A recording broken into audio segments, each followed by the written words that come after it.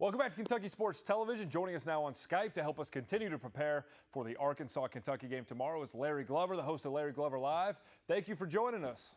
Thanks, TJ. Appreciate it. Look forward to it. As Kentucky has progressed without Nerlens Noel, I guess they seem to have found some comfort on offense. Maybe defense is taking a step back still, but they seem like they're getting better. Are you convinced that this team is significantly better than they were coming off that Tennessee game a couple weeks ago?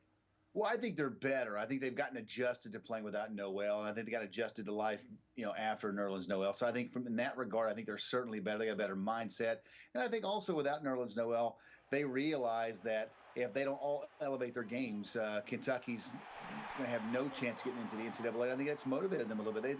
It's sort of been a rallying point. They've come together, and I don't think they're certainly not more talented without Noel, but in some regards, I think they are a better team because they're playing with more teamwork and they're playing for each other versus playing for themselves, which is frankly, what they were playing like when Nerlens was healthy.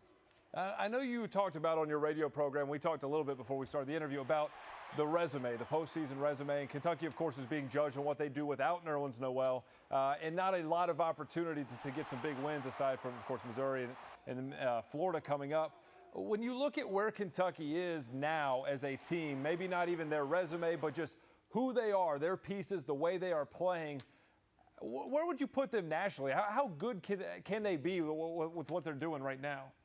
Well, I don't think their resume is great, but I don't think it's awful either. I think the name across the jersey will matter on Selection Sunday. I think if their resume is equal to somebody else that's got lesser of a profile, I think Kentucky will get the nod. I think the name does carry weight in the selection room. That said, I think that there are some people that are skeptical that without Nerlens Noel, are they really a top 68 team or top 42 team when you talk about at-large bids available? So I think that that's a legitimate concern. But they are 3-1 without Nerlens Noel. They have beaten Missouri, which strangely is perceived as being safely in, even though Kentucky's resume is equal to theirs, and they've beaten them without Noel, by the way. But they've got plenty of chances to prove that they deserve to be. They've got Arkansas Saturday. I think a win on the road in Fayetteville would be a good win and would be viewed as such by a committee.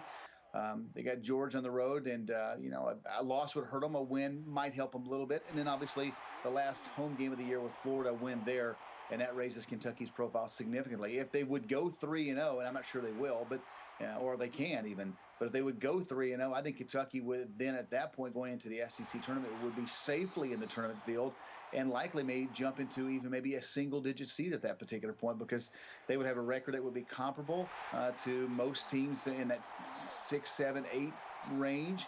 And they would have wins over Missouri and Florida without Noel, so they would have proven that they're as good as teams already being sort of placed in that particular area of the tournament field. As they get ready to head to Arkansas tomorrow, this is a team in Arkansas that's been very, very good at home. They're undefeated in SEC play at home, struggled a lot on the road, but of course the game is in Fayetteville. If you're a Kentucky fan, how concerned should you be about this game? A lot of people say it's a game that Kentucky can certainly lose, but how dangerous is Arkansas for Kentucky, you think? Well, I actually have the opinion of the last three games of the regular season, this might be the toughest one because Arkansas is a very different team at Bud Walton than away from Fayetteville, and we saw that when they pounded Florida earlier this year. That said, they've hardly won a game in SEC play outside of their home court. So they're certainly a Jekyll and Hyde kind of team, and you're going to play them on their home court, and they've been very, very good. So I think it'll be a very tough challenge. The crowd at Bud Walton is always a challenge as well. I think of the last 3 games of the season, this might be the toughest game of the 3. I mean, certainly Florida's very good, but that's at Rupp Arena. And if the crowd comes alive and is electric the way it was in the Missouri game, I think Kentucky will be emboldened and play with a certain elevated level of play that we haven't seen a lot this year. So I think the Arkansas game might be the toughest of the game. If you get that one, then I think it sort of lays the foundation and the groundwork for potentially going into the Florida game with an SEC title on the line. I think if they win at Arkansas, it'll give them the confidence to get the win at Georgia. So I think they either win both road games or they lose both road games. Ryan Harrow's the guy that has, in his last 2 road games, went scoreless. And they returned home to Rupp Arena, has played 3 very good basketball games. Do you think he's turned the corner, or is kind of similar to what Arkansas has done? Are you waiting to see if he can prove it in an environment like he's going to get in Fayetteville to really believe that he's turned it around and he could be a consistent piece for this team?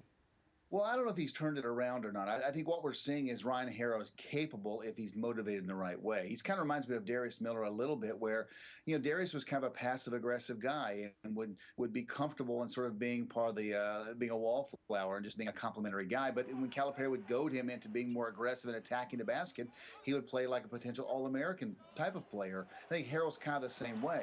I think that once he gets goaded into playing at a high level, he does for 2 or 3 games, but he slips back into playing passive again, and that's when he becomes a non-factor. As long as Calipari can keep him attacking and keep him aggressive, then I think he can be a very good point guard. But I don't think it's in his makeup to be that way naturally. I think he needs a coach on him to motivate him to be that way on a game-to-game basis.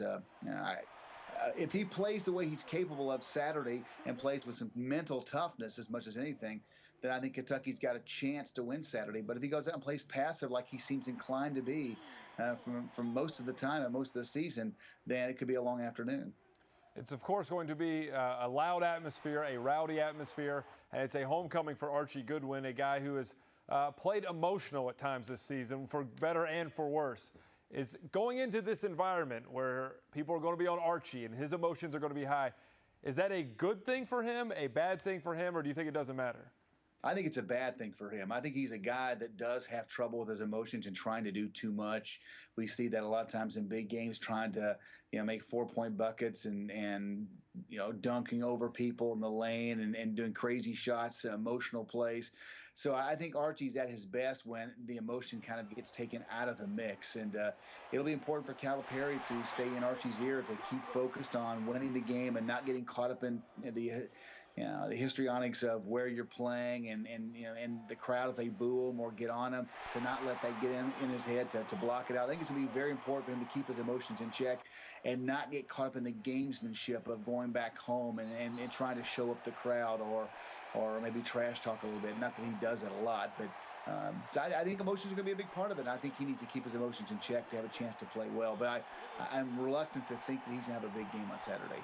And quickly, before we let you go, last 3 games, what do you think Kentucky, how they will finish in these last 3 games? 3-0, 2-1, 1-2? 1-2. I think they'll lose the 2 road games, but beat Florida. All right. Larry Glover from Larry Glover Live, thank you very much for joining us. Always enjoy talking with you.